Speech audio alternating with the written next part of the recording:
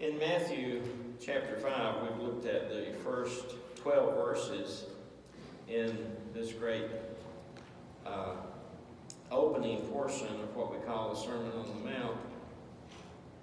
I know that you know it, but it's worth mentioning. Jesus didn't name this the Sermon on the Mount. He didn't say, all right, y'all, give me time. We're going to climb up on top of the mountain and have the Sermon on the Mount. That's just a name that's been given to this. And we've finished up last Wednesday our look at the Beatitudes. And tonight we're going to look at the most of the verses. We won't quite get finished, but we'll finish that up next time. A passage, roughly verses 13 through 20, where it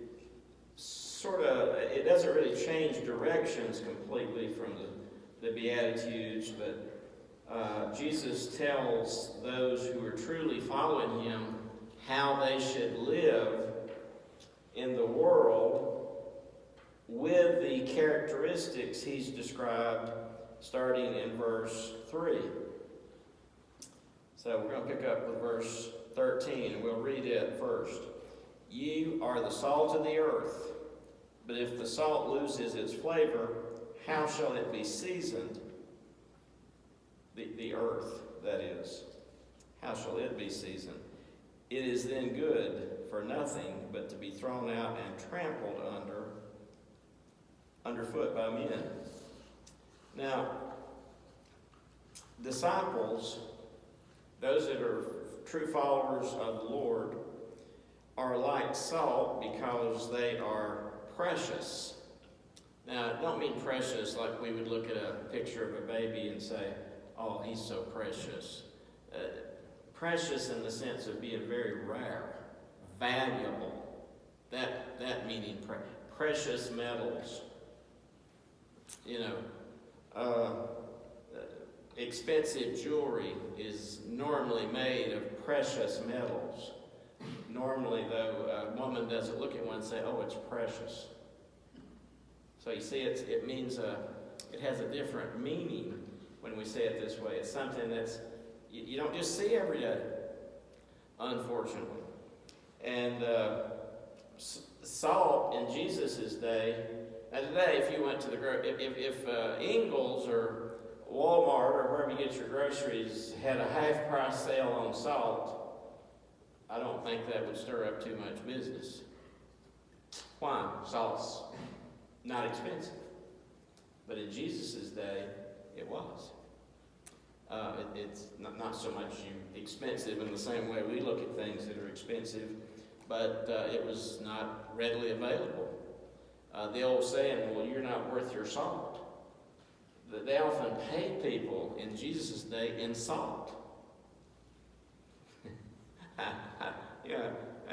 Maybe we ought to start giving it out for Christmas presents and birthday presents, and instead of a birthday cookie, we could give out a case of Morton salt or something.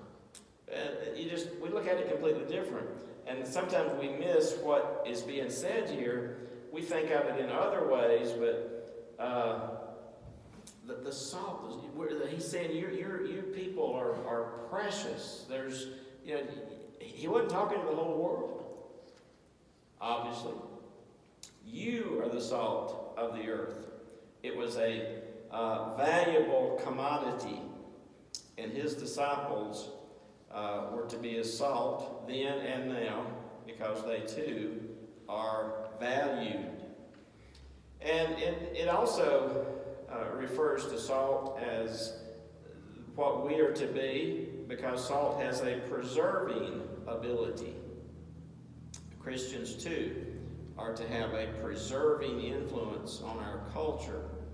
As Dale was praying, I couldn't help but think about this in relation to what he was asking the Lord to do. And certainly our country and our nation, our culture is in great need of a turn to the Lord.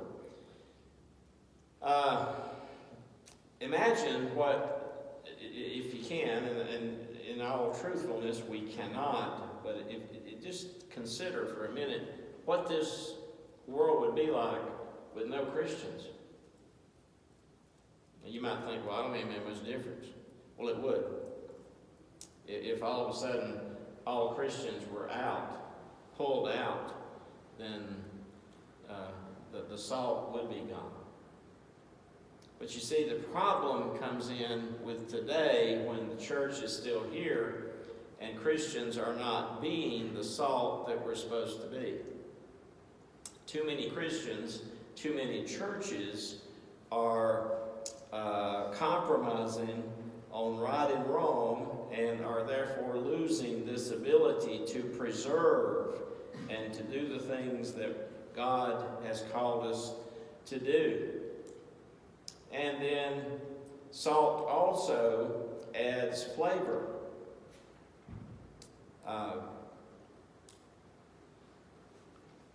All of us have known someone who has been told to reduce or stop their salt intake because of health issues.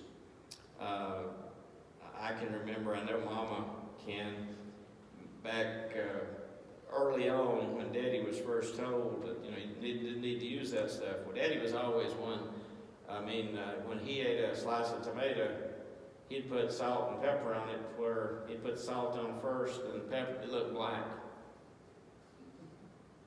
And I don't reckon he ever told him to don't use too much pepper, but the salt was what was dangerous. And, he'd be in the hospital and they'd bring that imitation salt. I'd say, you want some of this? Nah, throw it away. It ain't no good. It didn't taste like salt, he said. I've never used it, so I don't know. But it adds flavor. I did this when I used to eat Mama's cooking all the time, and I've done it now that I eat Debbie's cooking all the time. And at times they both asked me or said, I forgot to put salt on that. I don't even know the difference. I can't tell sometimes if it's got salt on it or not. So hopefully I won't ever have to stop using salt, but probably wouldn't bother me as much as it would some, because I don't ever use a whole lot of it anyway. But it adds flavor. It is something that is very useful in giving flavor. And notice what Jesus says, if the salt loses its flavor. He emphasizes this trait of the salt even more so than the other two that we mentioned. How shall it be seasoned? How shall, what will we do? There's no other thing to replace salt. That's pretty much what Daddy said. It's then good for nothing but to be thrown out and trampled underfoot. Christians should also be a flavorful people. Too many Christians try to be like somebody else and not just let the Lord use them in their own selves. He wants to change everybody, take away the sinful stuff, but we're still ourselves. We can't be somebody else. But a lot of people try to be, and that's never going to work and never going to be successful. Disciples who are truly the salt of the earth will certainly make the earth, the world, the culture that we live in, purer and cleaner and more like the Lord Himself. If the salt does lose its flavor, it's good for nothing. It must remain salty to be used, and the same can be true, said to be true of Christians.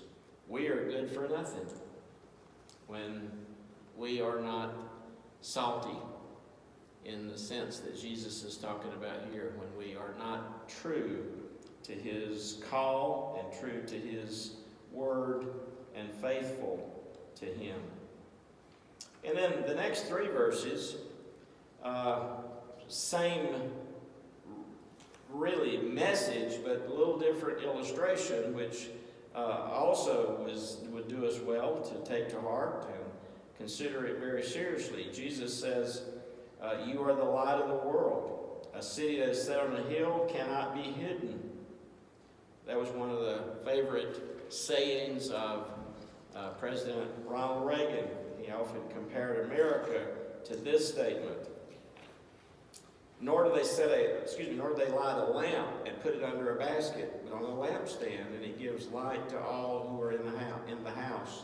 Let your light so shine before men that they may see your good works and glorify your Father in heaven. And in these three verses,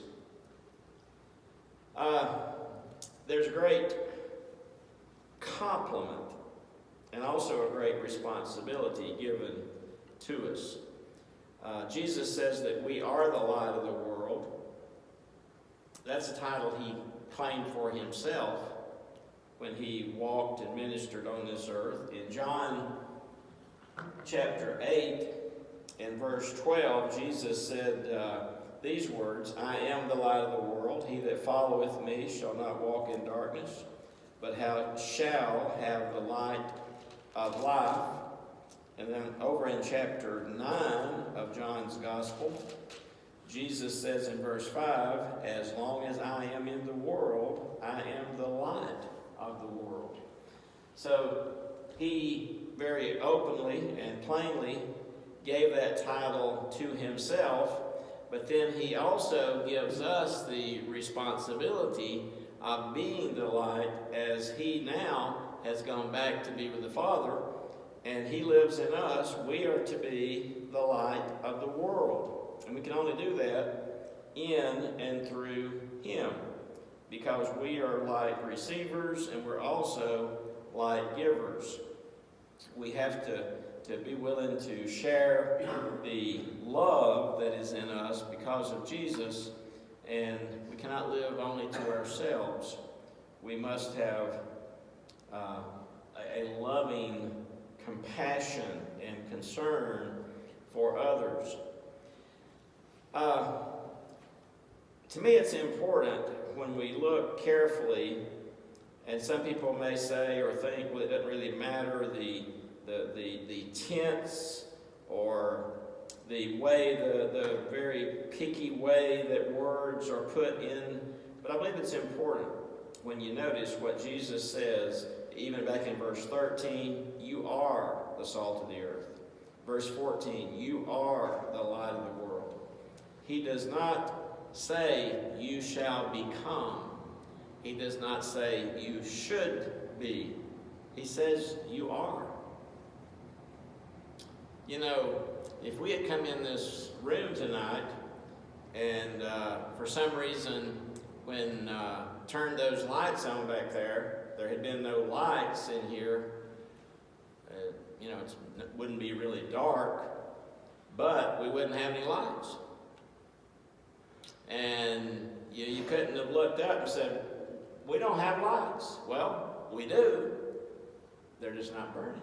They're just not giving off any illumination. You see, we are the light. Now, we may be glowing very dimly. We may not be as bright of a light, almost we may not be as bright as we should be. Boy, that'd change the whole complexion of that, wouldn't it? We may not be as bright of a light as we should be, but we're the light. Christians are the light of the world. But it's up to us how close we are to the source who gives us light. And that's what determines whether we're effective as we're supposed to be, and that's what we're going to talk about in the following parts of this. But Jesus says that we are salt and light. And as we were just saying, the purpose of light is to illuminate, to light up something. Debbie and I were in Walmart a week or two ago, and I was looking at she was going to the garden section, and I was looking, I don't really know what I was looking for, but I got back there where, near the garden section, or I guess it was in the garden section, and they had this section, 8 or 10 feet long, and it's all lights. They could leave it just like that through December, because they would also serve as Christmas lights. It's become a big thing, for people to put these strands of lights on their porches all year. Illumination. More lights. But when the lights don't have the source of power, as we were saying, they don't shine. They certainly don't shine before men, as Jesus said that they should. We are the light. When you turn a light on in a dark room, if it's a room at your house, you probably know it well. You could probably make your way around in it without a light at all if you had to.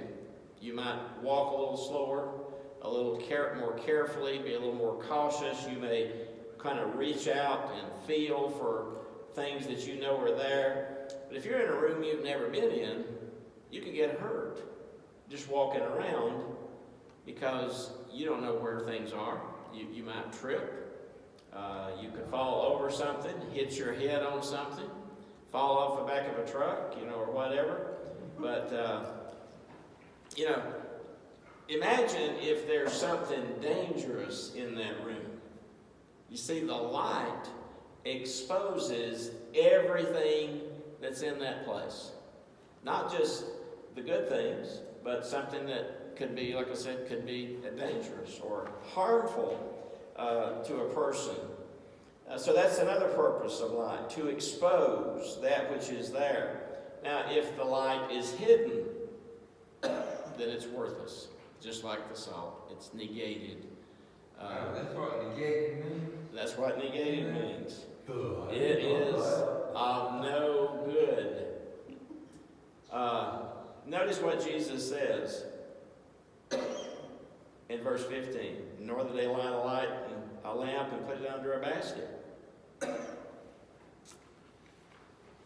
Now, when you think of illumination and exposing things, light exposes good and bad. That's why the world that we live in, the culture that we live in, so greatly needs the light of the Lord to be shining brightly. And the only way that it happens is through us. And we must be faithful to do that and let our lights shine. When think about the figures of salt and light. Going back and relating it to what we looked at in verses 3 through 12, the Beatitudes. These characteristics, this life that's described, salt and light, remind us that the life of the Beatitudes is not to be lived in isolation. It's not to be hidden under a basket. It's not to be just taken home and kept within the confines of four walls or our house or whatever. It's supposed to shine where we work and shine where we go to the market and shine where we get gas. And that's been quite an experience lately for some people. And certainly in our church and amongst our family, yes, but there's not a place where we turn the light off. It ought to be burning, and it ought to be burning brightly, because Jesus certainly wants his followers, people who love him. If we say we love him, we ought to live very visible lives that attract attention to the beauty of the work of God in our lives. When Jesus says a city that's set on a hill cannot be hidden, we've all been driving somewhere at night and you'd see a city in the distance or lights in the distance. You might not even know the name of the city if it's not a common place for you to be driving. But you see the lights and you know, well, there's a city. That's the city on the hill cannot be hidden. because its lights are prominent, and you can see it from a great distance, and it would be even hard to take your eyes off of it, perhaps. That's the way Jesus wants us to live, so that not that we attract attention for ourselves, but we ought to be living in such a way to attract attention to the Lord who lives in us. And when he says, you don't light a lamp, put it under a basket, you put it on a lampstand. It gives light to all who are in the house. Now, this tells us that we are to be intentional about letting our light shine. The lampstand says that. If you bought a lamp or a light of some kind, and you take it home and you just set it in the corner of the room in the floor, well, you'd get a little light from it. You'd right in that little area. But normally, you have a light. I think I've mentioned this at church before, but our precious little Grace calls the overhead light in our den the headlight. She'll be coloring or playing with Pops or Baby, turn the headlight on. But you got a lamp maybe on each table at the end of the couch or wherever, and you turn those on. But you have a table that you put them on. And the purpose of the table, really, if you have a light on it, is to keep the light off the floor. It raises it up. Why are these lights up here? Well, if you put them down here, it wouldn't do much good. So the idea is it's intentional. We put lights in our homes in certain places to illuminate to a certain area or to a certain degree. If you're doing some serious coloring in the coloring book, you want the headlight on. You want more light. But most of the time, lamps do the work, do the job. Remember, though, the purpose in letting our light shine by doing good works is to glorify God and not self. A lot of Christians really struggle with that. They want attention to themselves. They want recognition. They want their name to be mentioned, their name to be called. And therefore, the works even that a person would do really don't glorify the Lord when we're like that. What we do must be done for Him and not for ourselves. We're going to look at two more verses this evening. Jesus says in verses 17 and 18, now remember, he's been talking about being the salt of the earth, being the light of the world. And then he says in verse 17, do not think that I came to destroy the law or the prophets. I did not come to destroy, but to fulfill. For assuredly I say to you, till heaven and earth pass away, not one jot or one tittle will by no means pass from the law till all is fulfilled. Jesus begins a rather lengthy discussion of the law, and he wanted to make it clear at the very beginning in verse 17 that he did not oppose what God gave to Israel. He did not come to destroy the law. Now, we generally just refer to the Old Testament. That's the book of the law, and that's a little broader of a term than that, but certainly that's where we find the law as is recorded. He really came to free the law and the Word of God from the way that the Pharisees and the scribes had wrongly interpreted and taught it. So he did not come to destroy the law. I got a quote on your paper from Spurgeon. Our Lord Jesus has embodied all of the law's commands in his own life. In his own person, there was a nature which was perfectly conformed to the law of God, and as was his nature, such was his life. So Jesus clearly said that he has authority apart from Moses, we know that, but not ever in opposition to the law. So many times people will say, well, if you're saying, you're not supposed to do this, you're not supposed to do that, well, that's the law. That doesn't count anymore. And that's ridiculous to say that. Jesus didn't destroy it. He fulfilled it.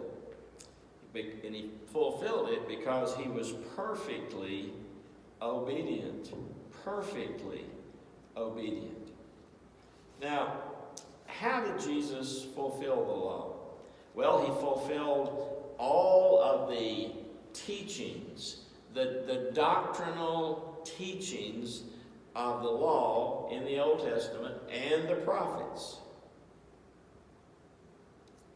He brought all that to full revelation. He fulfilled everything that the prophecy of the law, the prophecy of the prophets, had proclaimed that would happen was fulfilled in Jesus Christ, because he was the promised one, the Messiah, and he is that.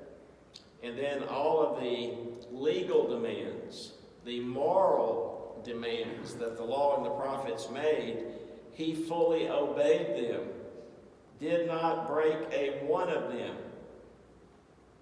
And he presented them in his life and in truth. And then this is the one that we emphasize probably the most. Jesus fulfilled the penalty that the law and the prophets required by his death on the cross, and taking our penalty, our place on that cross. Paying the penalty that we deserved. In Romans 10:4, Paul writes this, "For Christ is the end of the law for righteousness to everyone who believes." And then that last part of verse 18, when Jesus says, "Assuredly I say to you, till heaven and earth pass away, one jot or one tittle will by no means pass from the law till all is fulfilled." The jot refers to the smallest letter in the Hebrew alphabet. They don't look like our 26 letters, but it would look like half a letter. Something's missing. It's so small. And then the tittle is a small mark, a very small mark, somewhat like the crossing of the T or the curve, the tail on a Y. Well, when Jesus, remember he's been saying that he did not come to destroy the law but to fulfill it. He's very forcefully saying here in verse 18, the law will not pass away even a little bit until everything in it is accomplished and until heaven and earth pass away. So he's really emphasizing that and saying this as he did. In the Greek alphabet, this was interesting to me, iota is the smallest letter in the Greek alphabet. We still use that word. Not one iota. That's the smallest letter in the Greek alphabet. In the Greek, the word dot, and these ancient manuscripts are where we get the words that are come into our English. A dot to us is just that little, like a period at the end of a sentence. But in the Greek, it just referred to a tiny stroke of the pen.